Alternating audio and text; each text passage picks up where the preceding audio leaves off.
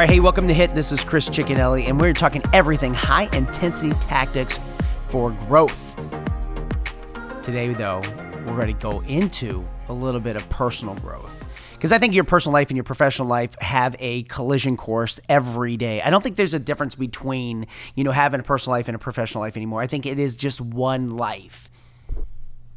And as I sit and talk to different business owners, different CEOs all of the time, they always are saying, hey, look, the way I feel about myself is kind of how I'm working in my business life. If I got problems that are happening inside my family, that's taking my eye off the ball. It's taking my concentration level to, other places. And that's exactly kind of what happened the other day. I had a big day as a family, and I shouldn't say I said we. It was really, really intense. And I'll give you a little bit of background because it took my focus for the day. But that's okay, right? I'm allowed to have these days because if you can get your personal life in order, it's going to help with your professional life. Remember, they're all kind of intertwined. And as I had the other day with my family, it was really, really eye-opening about conviction, about belief, about perseverance. And the story I'm going to tell you is a story that happened sitting inside of a courtroom. No, nobody got arrested. Nobody was thrown in jail for some crazy behavior. We weren't doing anything that was out of the norm. But LC, for the last 6 months, has been working with her own legal team, with Jessica and myself, to change her name. See, we all know the story with LC. If you don't know, LC is my transgender daughter. She is definitely one of the most amazing people that I've ever met in my entire life. I'm probably the most fortunate father to be able to have this child in my life that's been able to teach me so much about really staying true to who you are. Like I said, conviction, belief, perseverance, being true to who you think you are as an individual or who you believe you to be as an individual.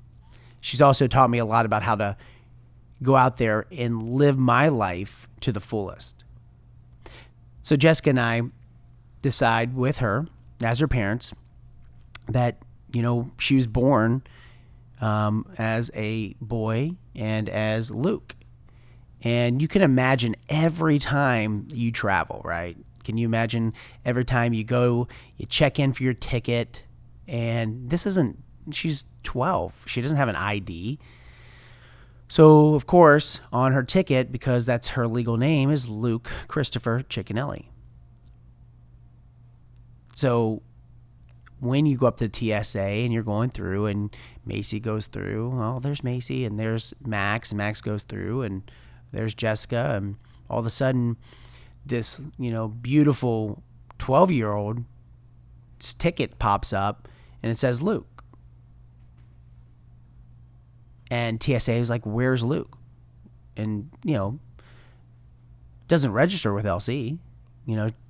I don't know where Luke's at, because this child hasn't had that name in the last 4 years. So TSA says it again. Hey, where's Luke? We're looking around. All of a sudden, says it one more time. And LC's like, sheepishly, that's me. But it wasn't her. And I could imagine what she was feeling at that time was just like utter embarrassment, being called out. It's crazy. And at that moment, Jessica and I, looked at this child as, kind of teared up, and said, we have to make a change here, because this isn't Luke. This is LC. See, Luke's a dead name. So we immediately start working with our attorneys. It's crazy to think it took us 6 months and $25,000 to be able to go to court for a child to be able to change their name a child that wanted to be called Elsie, a child that said that this is who I am, but had to go through all of this. It got me thinking, as she had to go through interview and as she had to go through psychiatric evaluation and as she had to work with her attorneys, that here is a 12-year-old that just possessed so much class and determination, and this is who I am. So that 6 months goes by, we spend all this money to do this. And the reason I say, and I keep hitting on the money, is because I believe it's a problem. Some people go, well, it costs you, $200 to change your names. That's incorrect, because it's not. Because when you're trying to change it as a transgender child, it's a hell of a lot more. And they'll make you redo your paperwork. They'll make sure that they'll kick it back a couple times to you, and they hope you give up. But that's not what we did. So as we go through this whole entire process, our child had to go in front of a magistrate. We sat there and had our legal team sitting down with her. We had to prep her the day before of how to answer the questions. We had to, go through and say, hey, listen, what do you do for fun? What do you, what does your life look like on a day-to-day basis? Do you like your school you go to? And she had to answer all these questions, right? And she practiced it, and you're thinking these things should come normal, but you have a judge that's looking at you. If you've never been in a courtroom before, can you imagine the intimidation that you have to walk into? And so we want to make sure that she was prepped for all that. So the day comes, we walk into the court, you walk in, all of a sudden, she's never been into a courtroom before. She's never been into a courthouse before, never been into an actual government building like that before. So the first thing she has to do is go through the intimidation of a metal detector. Can you imagine that? 11-year-old going in, all of a sudden you got people that are in there for all different types of things, but we go in, sit down into our courtroom, wait for the magistrate to come in. Next thing you know, magistrate walks in, everybody stands, please rise. We do all the different things that have to go. And then I had to do the worst thing possible in front of her, which is take her back to the age of 3. Which, as a dad, I couldn't focus on her. I couldn't look at her because I was, I just had to tell the story. And she had to sit there and listen to herself, as a child from my point of view, which was, here's a child that was recluse, a child that never had any friends, a child that basically did not do well in school, a child that just basically was just a being, a body. There was no life. There was nothing in this child. And had to talk about the time that, I came home from traveling and, I took her to Macy's, which, I've told that story on a podcast before. And you sit back and you think about having to relive all of that. And as I'm telling the story, and this is 20 minutes in, I look over and here's this child, having tears in her eyes. Because you can only imagine, like, some of that stuff she's probably blocked out. I would assume, just for defense or for whatever, she's had to block it out. It just kind of makes you think as I get done and she's got these tears in her eyes, I look over to her and she kind of smiles and nods. And then Jessica has to go. And then Jessica talks about all of the things that, how does she act when she comes home from school, and what does she do? Does she have friends now? What does she, does she do anything for extracurricular activities? So Jessica had to go through all that. And then Elsie had to go. And Elsie had to answer the question that she loves to write music and she loves to dance and she loves to do all that kind of stuff. But as she's telling it, she's smiling. She's answering all the questions. I was super proud of her. Went back and forth with the questions from the judge. Till finally, the judge says, hey, I'm ready to move on this. Now, our attorneys told us it could be 3 weeks before we get a decision. And, all of a sudden I'm thinking kind of the worst case scenario, because this really hadn't been done in Hamilton County. And the judge said, I'm ready to move. So I'm sitting there thinking, oh my gosh, there's no way we're going to get this. She's going to say no to the name change. And crazily enough, she said, yes, we're granting the name change. Now, Elsie had no idea what she was saying because it was all in the legal terms.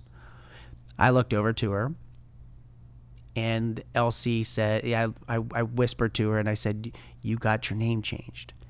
And all of a sudden, out of nowhere, this child's just whole entire body just kind of melted, started bawling, crying, said to her mom and myself, I didn't want to do this. I didn't want to cry like this. I don't know why I'm crying.